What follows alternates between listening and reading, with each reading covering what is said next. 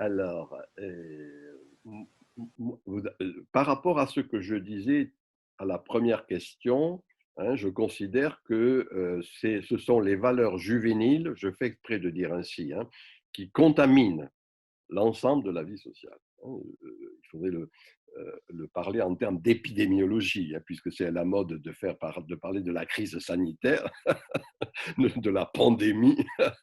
On peut aussi penser qu'il y a une pandémie, hein, grâce à la technologie, et c'est ces valeurs juvéniles. Alors, moi, les grandes valeurs juvéniles, comment le dire ça simplement? C'est que on est dans un moment de grave crise économique, de grave crise sociale, et même de crise, pour moi, je dis sociétale. On est en train une mutation de fond, hein, une mutation civilisationnelle. Et ce qui est intéressant, c'est de voir que c'est justement ces jeunes générations qui sont, dans le fond, porteurs de ce changement civilisationnel, hein. Je donne quelques exemples très simples. C'est intéressant de voir comment Internet aidant encore, hein, technologie aidant, on voit revenir des mots qui étaient des mots un peu archaïques: solidarité, partage, échange, bénévolat, vous voyez, entraide, etc., etc., etc., etc. Vous voyez, c'est-à-dire, dans le fond, des valeurs, des valeurs, on dit en français, de bénévolence, hein, de bienveillance, en quelque sorte, qui dépassent la conception économiciste, matérialiste, qui avait prévalu durant la modernité, hein. Et je précise, hein, gauche et droite confondues. Dans tous les partis, enfin je vois en France et en Europe, les partis de gauche ou les partis de droite sont économicistes, très matérialistes, hein. Ce qui est important, c'est l'économie. Or, il se trouve que là, on voit bien au contraire qu'il y a ces valeurs juvéniles qui mettent l'accent, encore une fois, disons sur ce mot qui, moi, me paraît important, solidarité, hein. Et sous ce terme très simple de solidarité, il y a ben voilà, des échanges, des entraides, même des entraides financières qui peuvent se faire, hein. Et voilà en quelque sorte, en quel sens, moi je dis, comme je le disais tout au début, c'est les jeunes qui représentent véritablement ces valeurs post-modernes, pour moi, en gestation. Et alors, il est un élément parmi cette bénévolence, hein, si je reprends ce vieux mot français, qui pour moi, c'est ce qui me préoccupe, c'est l'objet de mon dernier livre, La nostalgie du sacré, c'est le retour des valeurs religieuses, hein.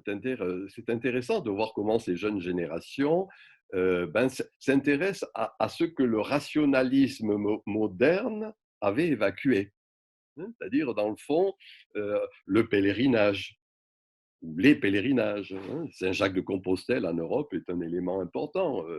Et on voit, et puis là ce soir, aujourd'hui à Paris, tout à l'heure, dans le quartier latin, il y a un pèlerinage pour l'Immaculée Conception. Vous voyez, c'est-à-dire que dans les rues de Paris, les jeunes vont passer avec des bougies pour se promener, puisque c'est le 8 décembre et que c'est cette Immaculée Conception. Alors voilà, vous voyez, le développement, par exemple, des retraites dans les monastères. Enfin, je vois comment en Europe, c'est un développement important. Euh, Là, ce soir, j'ai un dîner avec deux de mes anciens étudiants qui se sont convertis au catholicisme à 22 ans, 23 ans, vous voyez. Donc, alors, c'est ça que je dis, moi, il y a dans cette postmodernité des valeurs la modernité, ce que j'ai appelé le rouleau compresseur du rationalisme moderne, rouleau compresseur, hein, avait évacué, et ce sont ces valeurs-là qui sont en train de revenir. Voilà, on pourrait multiplier à l'infini, hein, mais soit des valeurs strictement sociales, c'est bien dit, hein, solidarité, partage, échange, soit des valeurs religieuses qui trouvent actuellement une force et une vigueur très importante. Voilà.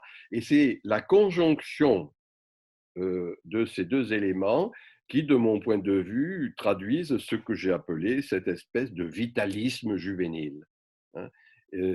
Alors, je ne sais pas comment c'est au Brésil, mais je vois comment en France, il y a depuis longtemps, hein, il y avait une vieille méfiance vis-à-vis de ce qu'en allemand on appelle Lebensphilosophie, la philosophie de la vie, hein. Et il y avait uniquement Bergson, euh, Merleau-Ponty, vous voyez, Jacques Maritain. Bon, mais très peu finalement, hein. Le reste était dominé par des philosophies plutôt matérialistes et rationalistes. Et là, je dirais que cette jeunesse redonne justement une vitalité à cette philosophie de la vie. C'est-à-dire, d'une certaine manière, ne pas se contenter, ne pas se contenter des valeurs matérialistes. La formule que je dis souvent, je ne sais pas comment elle peut se traduire en portugais, c'est ne plus perdre sa vie à la gagner. Ou alors, d'une manière un peu nietzschéenne, faire de sa vie une œuvre d'art. Voilà. Et je dirais qu'il y a dans ces jeunes générations ces formes que je viens de dire, hein. Ça se diffracte de diverses manières, mais en quelque sorte, le mot final que je pourrais donner à votre question, c'est le qualitatif de l'existence. C'est-à-dire pas simplement le quantitatif, mais le qualitatif. Et c'est cette perspective qualitative, dans le sens fort du terme, qui me paraît être à la fois une valeur juvénile et est en train de se répandre dans la postmodernité.